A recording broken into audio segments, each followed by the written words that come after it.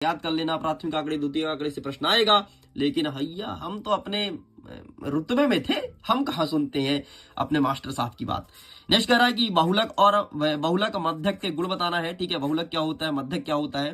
Next कह रहा है सांख्यिकी की परिभाषा दो। सांख्यिकी क्या होता है, इसका डेफिनेशन, इसका कार्य और इसका संगठक बताना है। ठीक है, नेक्स्ट कहता है मध्यिका की विशेषताएं और गुण लिखो। क्या होता है मध्यिका, इसकी विशेषताएं और गुण हमें बताना है। अच्छा भाई, मध्यिका बस नहीं पढ़ना है तुम्हें, बहुलक भी पढ़ना है, माध्य भी पढ़ना है। ठीक है, और इससे क्वेश्चन भी आएगा, सवाल, गणितीय सवाल। अरे वो डिब्बा इब्बा बना रहेगा यार, तुम देख लेना पेपर में, ऐसे डिब्बा रहेगा। ठीक है, बोल देगा कि इसका चलो समांतर माध्य ज्ञात करो। बाकी मैंने क्वेश्चन पेपर में सॉल्व कराया है, अगर देखे होगे तो बहुत अच्छी बात है, नहीं देखे हो तो और ही अच्छी बात है ना। चलो भाई आगे बढ़ते हैं कि मध्यिका व बहुलक में अंतर स्पष्ट कीजिए। क्या होता है मध्यिका और क्या होता है बहुलक, ये क्वेश्चन देखने को मिलेगा। नेक्स्ट कहता है कि केंद्रीय प्रवृत्ति की माप क्या है। ठीक है, केंद्रीय प्रवृत्ति की माप क्या है, ये एग्जाम में देखने को मिलेगा। नेक्स्ट कह रहा है कि आदर्श वर्गीकरण की विशेषता बताइए। आदर्श वर्गीकरण का क्या विशेषता है, क्या है खास इसमें। ठीक है, ये लिखना पड़ेगा। विशेषताएं कितने लिखना पड़ेगा साहब, 3 लिख देना, नहीं बस काम हो जाएगा। हमें वही काम करना है जो सार्थक हो, हमें तीर वही चलाना है जो कोई घायल हो, है ना। हमें हवा में तीर नहीं चलाना है, और हम चलवाएंगे तीर, हम तुम्हें गली बताएंगे कि बस तीर तुम यहां भेदो, बस तुम्हें तीर छोड़ना पड़ेगा अपने कमान से। ठीक है, नेक्स्ट कहता है कार्ल पियर्सन का सह संबंध गुणांक लिखो और इसके गुण और दोष बताओ। कार्ल पियर्सन को याद रखना, यही आएगा और यही देखना तुम्हारे काल का मौत बनेगा। बोलोगे साहब बताए तो थे, लेकिन काश हम थोड़ी देख लिए होते, एक नजर मार लो उठा कर, समय बहुत है, कर जाओगे।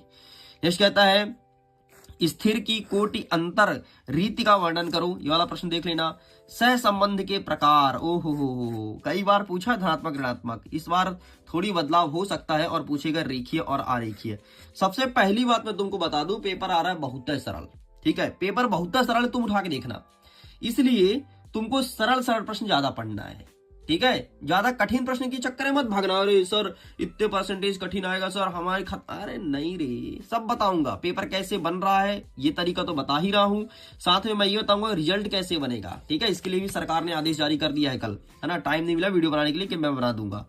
नेक्स्ट कहता है कि राष्ट्रीय आय का अर्थ और आयात प्रतिस्थापन क्या है। ठीक है, क्या होता है राष्ट्रीय आय, नेशनल इनकम।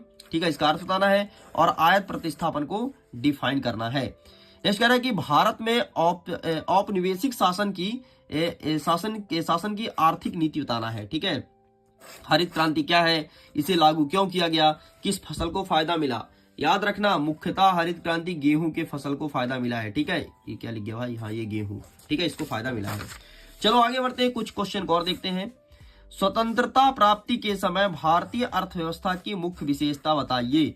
स्वतंत्रता प्राप्ति के समय, है ना, भारतीय अर्थव्यवस्था की कौन कौन सी विशेषताएं हैं। ब्रिटिश शासन का भारतीय अर्थव्यवस्था पर प्रभाव बताइए। ठीक है, ये क्वेश्चन एग्जाम में आएगा। भारतीय विकास योजना का विफलता। ठीक है, भारतीय विकास योजना का विफलता हमें बताना है। एलपीजी, लिबरलाइजेशन, प्राइवेटाइजेशन, ग्लोबलाइजेशन, इसका फुल फॉर्म याद रखना है। वैश्वीकरण, उदारीकरण, निजीकरण। वैश्वीकरण क्या है, सुन ले मेरे भाई ध्यान से, वैश्वीकरण क्या है, उदारीकरण क्या है, निजीकरण क्या है। 2 नंबर का प्रश्न पटक के देखने को मिलेगा, पटक के देख लेना, यही प्रश्न आएगा। मैं बोल दिया मतलब यही आएगा, फिर से मैं बोल रहा हूं, वैश्वीकरण क्या है, उदारीकरण, निजीकरण क्या है, ये 3 में से 2 आएगा तुम्हारे पेपर में। इसका परिभाषा अच्छे से रट मारना, नई आर्थिक नीति अच्छे से पढ़ लेना, इसके यहां पर लाभ और दोष को मात्र देख लेना। पॉइंट 4 पॉइंट तुम्हें देखना है। प्रश्न बनेगा 4 नंबर का, ये बनेगा 2 नंबर का, ये बनेगा 4 नंबर का। नेक्स्ट कह रहा है निजीकरण के 3 उपाय। छोड़ दे भाई, नहीं करना याद मत कर, लेकिन इसका डेफिनेशन याद कर लेना। नेक्स्ट कह रहा है भारत में आर्थिक नियोजन की 4 प्रमुख उपलब्धियों का वर्णन करना है। काम के बदले अनाज कार्यक्रम क्या है, इसका अर्थ भी बताना है। ठीक है, किसानों को ऋण की आवश्यकता क्यों होती है, ये चीज बताना है। ग्रामीण विकास से आप क्या समझते हैं, ये चीज बताना है। चक्रीय बेरोजगारी से क्या आशय है। ठीक है, ये हमारे एग्जाम में देखने को मिलेगा। नेक्स्ट कह रहा है कि जैविक कृषि क्या है, यह धारणीय विकास को किस प्रकार से बढ़ावा देती है। जैविक कृषि क्या है, किस प्रकार से बढ़ावा देती है, क्वेश्चन तैयार करना है। नेक्स्ट कह रहा है कि शिक्षित बेरोजगारी को दूर करने का उपाय बताओ, है ना। क्या होता है शिक्षित बेरोजगारी, ये हमें अच्छे से याद करना है। नेक्स्ट कह रहा है मनरेगा योजना के 2 मुख्य बिंदु बताइए। मनरेगा, है ना, वो नाम सुने हो ना, क्या नाम भी यार उसका, मनरेगा का मैं नाम भूल रहा हूं, महात्मा गांधी रोजगार ग्रामीण गारंटी अधिनियम, हाँ वही बन रहेगा, उसी की बात कर रहा हूं, ठीक है। कभी कभी सच में दिमाग से निकल जाता है कोई कोई चीजें।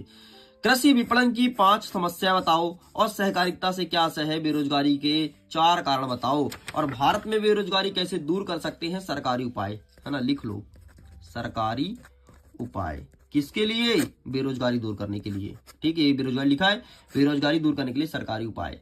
ले मेरे भाई, इस प्रकार से पूरा का